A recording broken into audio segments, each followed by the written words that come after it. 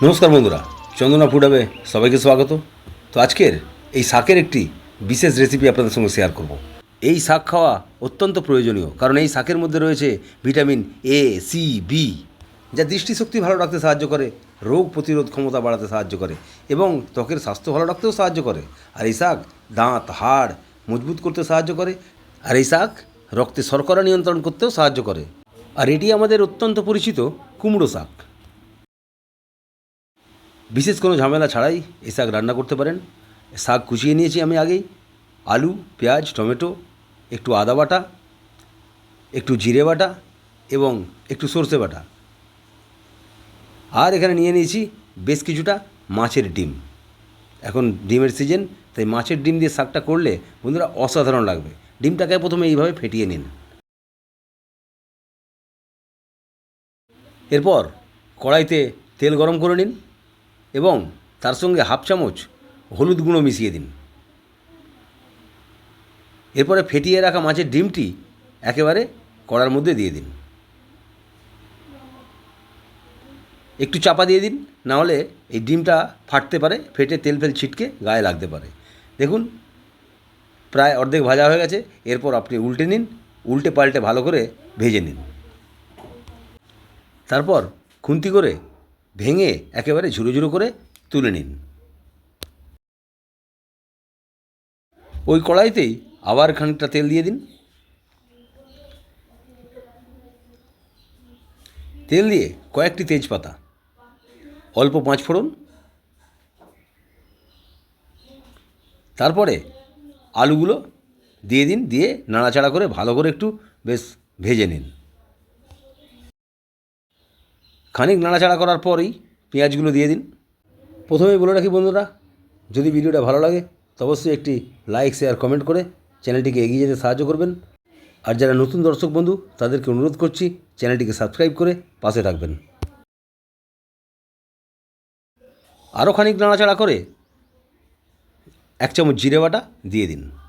তারপরে 1 চামচ আদা বাটা, এগুলো দিয়ে আর একটু বেশ ভালো করে কষিয়ে নিন।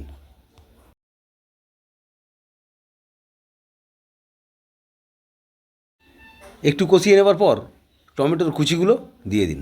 বেশি টমেটো দেওয়ার দরকার নেই, একটা দিলেই যথেষ্ট। এরপরে 1 চামচ হলুদ গুঁড়ো এবং হাফ চামচ লঙ্কার গুঁড়ো দিয়ে আর একটু কষিয়ে নিন। অবশ্যই আপনারা যে যেমন ঝাল খাবেন সেটা বুঝে শুনেই দেবেন। কষানো হয়ে গেলে পরে ভেজে রাখা মাছের ডিমগুলো দিয়ে দিন। দিয়ে আর একটু নাড়াচাড়া করে কষিয়ে নিন।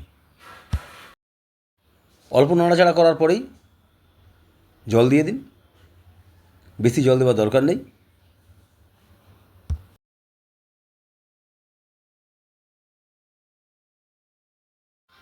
এরপর পরিমাণ মতো লবণ দিয়ে দিন।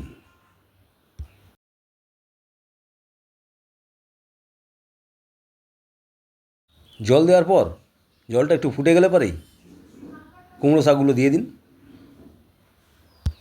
আবারও বলে রাখি বন্ধুরা, নিয়মিত কুমড়ো শাক খাওয়া অবশ্যই প্রয়োজন।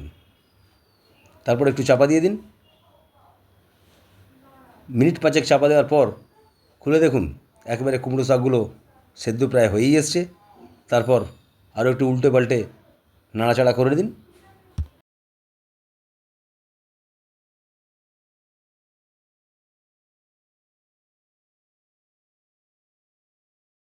একটু নাড়াচাড়া করার পর 1 চামচ সর্ষে বাটা তরকারিতে দিয়ে দিন।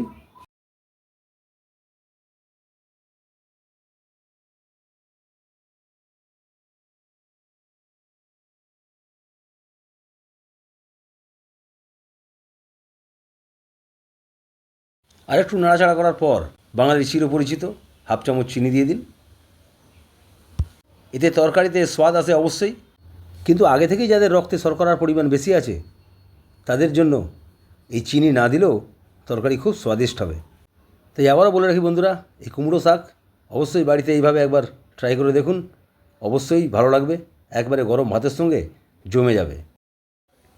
আলুগুলো বন্ধুরা দেখুন একবারে গলে গেছে, তাই নির্দেশ করছে কি তরকারি একদম রেডি। শুধুমাত্র নাড়াচাড়া করে রসটা শুকিয়ে নিয়ে তারপর গরম ভাতের সঙ্গে পরিবেশন করুন। একেবারে জমে যাবে বন্ধুরা, অবশ্যই।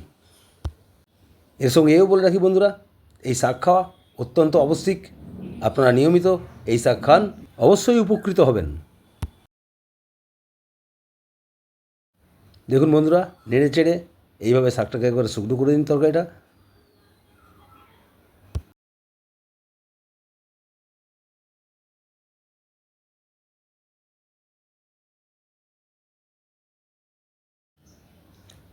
দেখুন বন্ধুরা, দেখতেও যেমন হয়েছে, খেতেও অবশ্যই ভালো হবে।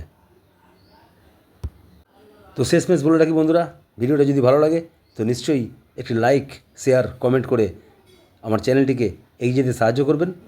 আপনারা সবাই সুস্থ থাকবেন, ভালো থাকবেন। ধন্যবাদ।